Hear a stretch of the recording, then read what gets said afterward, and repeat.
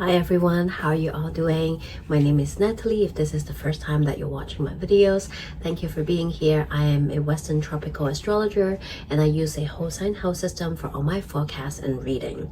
In this video, we are talking about this week astrology forecast, and it will be about June 22nd to 28th of 2026. Today is already the 25th. I'm a little late, but we didn't miss too much. Actually, the big first half of the week, there's no astrology aspect that's really happening. This week is one of those weeks where it is a little bit quieter when it comes to the astrology weather. There's less aspect happening, but I would also say this is also the week that is the calm before the storm, because we do have some pretty explosive astrology coming in by the end of the week on Sunday and next week. So we'll talk about it.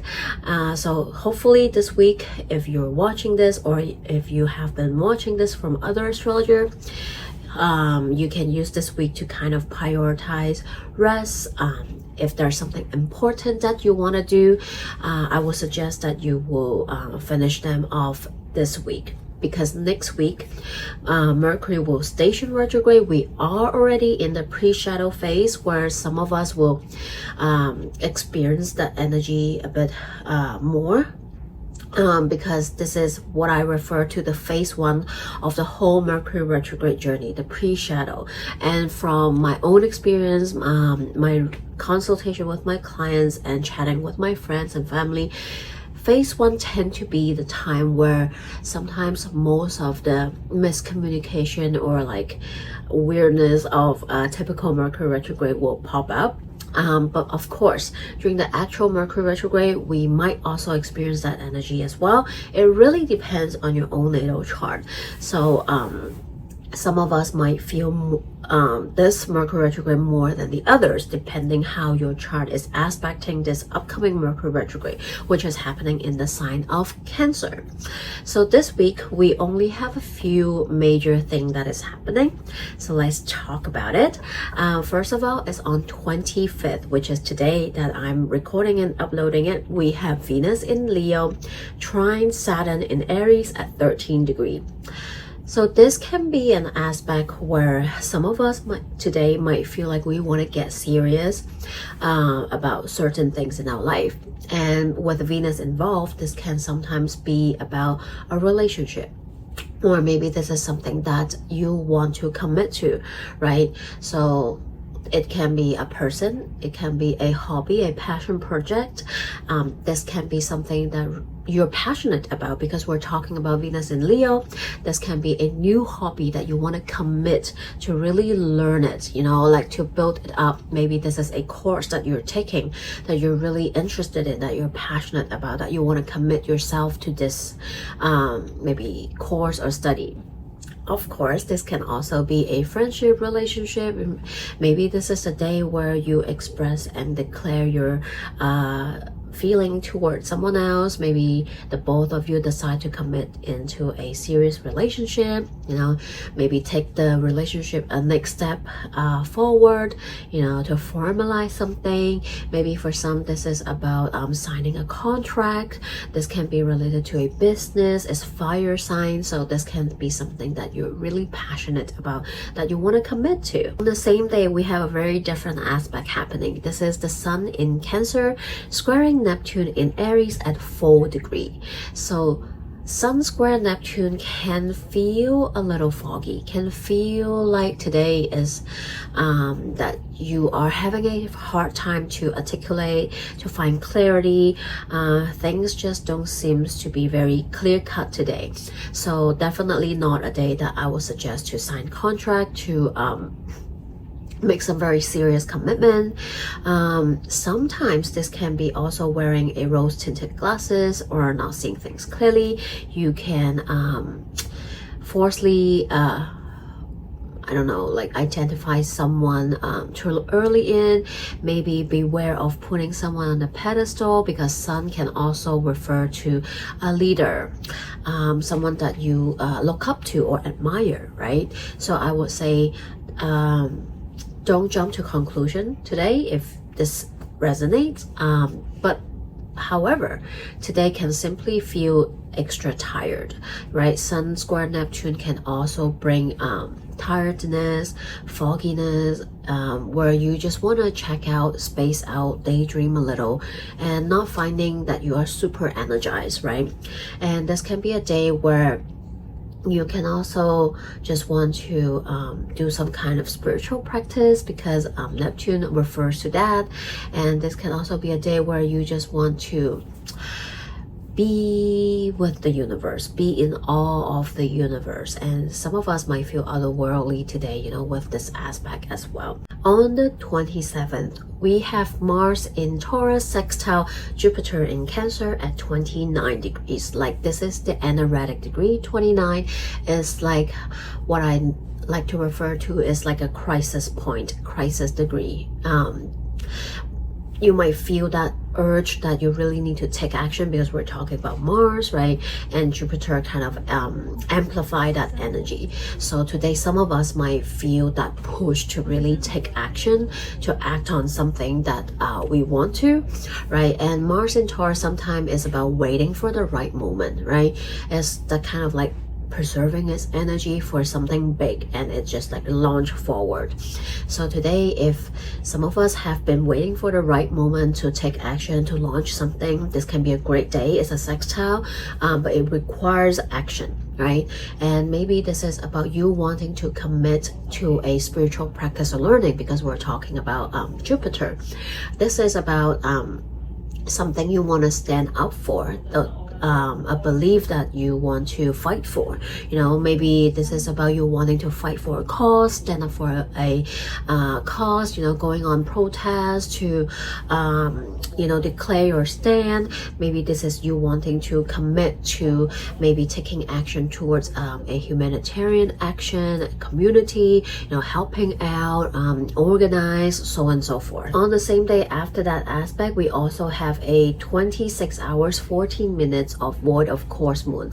So it will start from June 27th 10:04 p.m. until the next day, well, next day, 29th, just after midnight, 12:18 midnight a.m. So all these time that I'm referring is Pacific time, so adjust the time according to where you are in the world. Like I always say, during a void of course moon is best to not do too much, right? It's the best time to take care of yourself. Moon refers to our body. Is a great day to just maybe, if possible, I know that, you know, it's not like available for everyone, unfortunately, but if you can, this is a great time during the void of course moon to take care of your body, take care of yourself, pour back into your cup, rest a little. Like again, right now I just came back from a road trip. This is also why I'm posting it later. My mom came visiting, so it's going to be a very busy 3 weeks because we are spending a lot of family time, and I also came down with a cold, as you can hear from my voice. So I'm trying to prioritize rest this few days, because in a few days we are going on our second road trip. So I want to reserve my energy. Hopefully I'll be able to feel better. Anyway, let's come back to the astrology. During void of course moon, it's best to rest, prioritize rest, take care of yourself, eat some nourishing food, and get organized, and so on and so forth. Lastly, also I consider the most important transit happening this week, and also one of the most important transit happening this year. Mars is entering Gemini on Sunday 28th 12:29 p.m. Pacific time, or earlier time zone, it will be on the 29th 3:29 a.m. Hong Kong time. Mars entered Gemini. This is a big thing we'll talk about, but first of all, let's talk about this energy for everyone in general. Mars in Gemini can feel a bit of scattering energy. It can feel like our energy and our focus is being scattered at times. Gemini is a very busy bee energy, and Mars is the action seeking and taking energy. When Mars is in Gemini, it feels like multiple group chat and tabs being open. You're finding yourself wanting to give energy to a lot of things, right? But remember, you're only one person. There's only so much you can do. But during this Mars and Gemini transit, people might find themselves wanting to juggle multiple things at a time, wanting to do more than what they usually want to do, right? Find that maybe suddenly they get really busy for some reason, right? Maybe you are lining up different things in your life, and I definitely can relate to that. But also another thing is during this transit, sometimes, not all of us again, because all of us will feel this energy a little more or less depending on our own natal chart, but Mars in Gemini sometimes cannot just sit still, right? It wants to always be doing something. It gets bored easily, and you might feel that energy. You might excuse me, you might feel like your attention span is getting shorter, that you are jittery, you are wanting, like I said, doing multiple things, you're finding it harder to focus. You might want to do something differently. You might want to switch up your routine, change things up in your life. This tend to happen during Mars in Gemini. However, this can also mean that we can feel more anxious easily, right? We might be feeling overwhelmed and overstimulating at times, so we need to beware of that energy. Beware of overstretching yourself too thin, overcommitting to different things, wanting to attend all this different social gathering, but end up not being able to make it, and causing maybe disappointment. So you do want to be aware of that. Be aware of your own energy level, not to stress yourself too thin during this transit, or over promising but under deliver in the end. So this is something you want to pay attention to. It might be you biting more than you can chew off, so definitely beware, because energy goes both ways. While there's light attribute, there's also shadow attribute. Also, one of the most important thing is once Mars enters Gemini, it will immediately start to get closer and inching closer to Uranus, which is also in Gemini. And that exact Uranus-Mars conjunction that I'm sure many of us already am aware of, and almost every single astrologer talked about it already.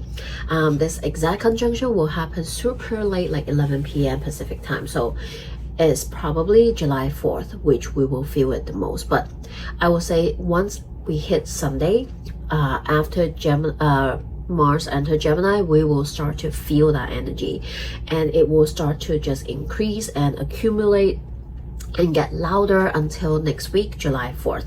And we'll definitely feel this energy the strongest July 3rd, 4th, and 5th. I would say this is a very destabilizing, very explosive, disruptive, in rebellion, just a wild card energy. Because whenever we talk about Uranus, it's just unpredictable, and when Mars is involved, Mars is not the strongest in Gemini. It has a hard time to stabilize itself. Like I said before, how Mars in Gemini energy can feel like. So this is definitely an energy that I'm worried about, because it also relates to a lot of things that happened before. Because astrology, like I said, is the study of the cycle, history, and events.